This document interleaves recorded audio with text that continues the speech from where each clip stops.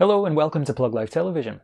Recently, Renault launched the Captur E-Tech plug-in hybrid, which, by virtue of being a plug-in hybrid and therefore a stepping stone to full electric and all of that, and also being a crossover and therefore all trendy and fashionable, has obviously gathered quite a lot of interest. But I thought, is it actually that much better than the Renault Zoe, the pure electric super mini, much smaller?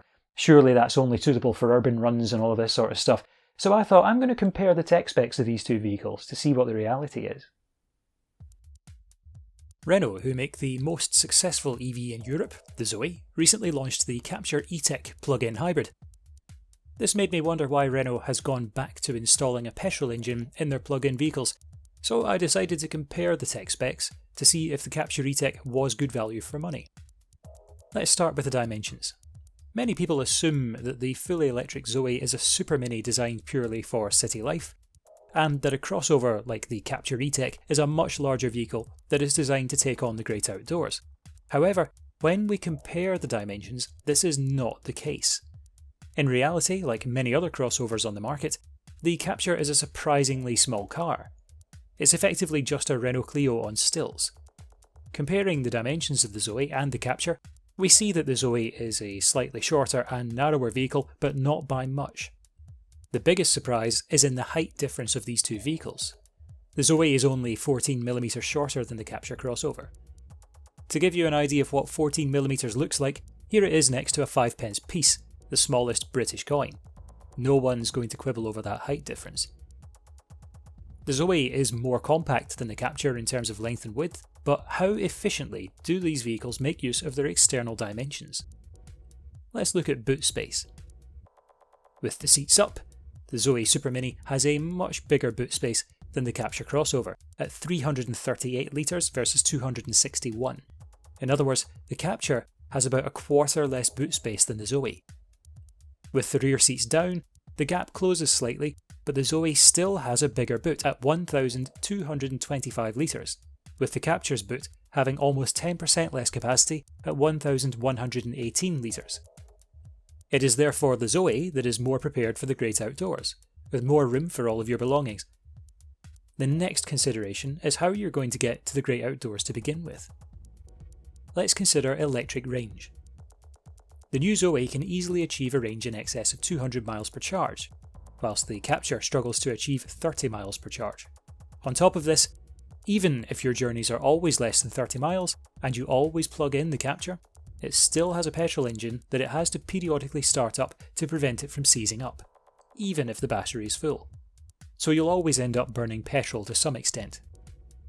When you do exhaust the battery, I'm told by drivers that the fuel efficiency of the petrol engine is about 54 miles per gallon, which isn't terrible but isn't spectacular either. So the Zoe easily wins the electric range competition, but what about the convenience of charging? The Zoe has two powerful tricks up its sleeve.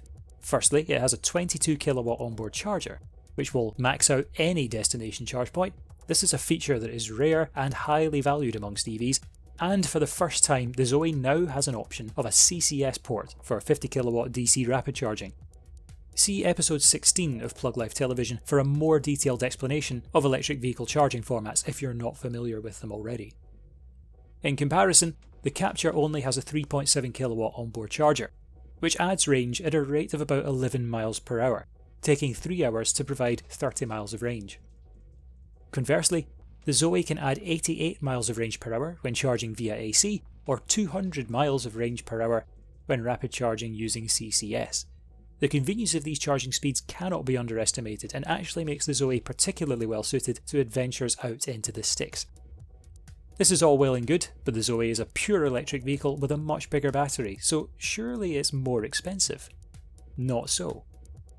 Whilst the Captur E-Tech costs nearly £31,000, the Zoe starts at just under £27,000. It is worth noting that the cheapest spec of Zoe with CCS rapid charging capability, which is strongly recommended, is £29,500, but that's still a saving of £1,500 versus the crossover. So, in a conclusion that also came as a surprise to me, the Zoe Super Mini is in fact the same height as Renault's plug-in crossover, and has more boot space, 7 times the electric-only range, up to 18 times faster charging speeds, and is cheaper to buy or lease. The Zoe is therefore a much more practical and financially sensible car to buy than the crossover. Thinking of buying a Captur E-Tech? Get a Zoe.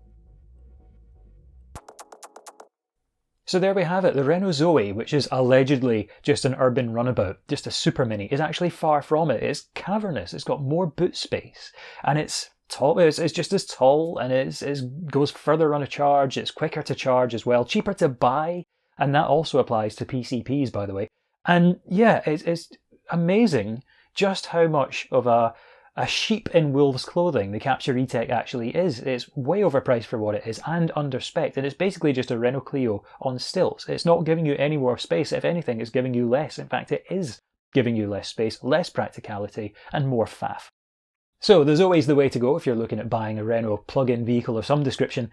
And in all honesty, out of all of the dealerships that I've seen, I'm aware that you do get a mixed bag when it comes to any new car dealership. At the moment, I'm sure the things will change eventually, but there are quite a few dealers who still have a lot of petrol and diesel cars on their forecourts and on their books that they're trying to get rid of. And as a result, they will try and talk you out of going down the electric route just to suit their own agenda. But every now and again, you come across a dealer who's really good at what they do, and I'm being honest here, genuinely DSG Morecambe seem to be the best at what they do when it comes to brand new Renault sales. I know that the head there, basically Will Adams, is a proper EV advocate. He's really genuine, really true. And if you're looking to buy a brand new Renault Zoe, it's absolutely worth checking them out. And in fact, I mentioned to Will, who I've known for a few years now, I met him at Fully Charged Live back in 2018, I think, the first one. And so we've been in touch ever since. And I mentioned I was going to do this episode because I was surprised at the comparison between the two Renaults. And he said, if you mention that Plug Life Television sent you, you'll get 3 years free servicing thrown in if you buy a Renault Zoe or an EV from them. So that's exciting. Do remember that. That's a pretty generous offer from Will. And you know what? Even if you're not based near that dealership, the same applies to any make or model of electric vehicle, whether you're buying new or whether you're buying second hand. Genuinely, go for the best deal for you, go for the best particular model for you, and even if it's the other side of the country, probably the best way to get your hands on it, especially if you're new to EVs, is the baptism of fire. Go and pick it up and drive it back to where you live.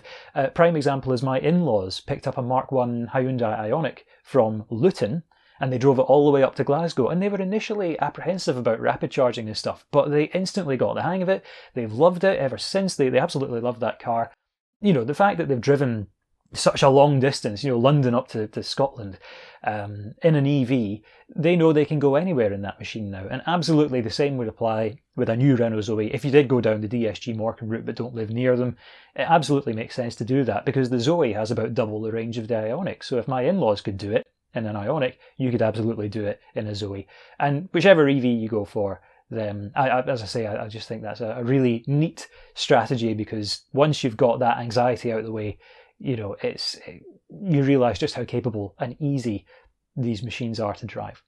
So I hope that's been an interesting comparison. I hope that's potentially saved you a lot of money, a lot of hassle, and got you into such a better machine. If you're going down the Renault route, the Zoe just absolutely knocks the Captur E-Tech out of the park. So hopefully I've just saved you a few grand in the process there.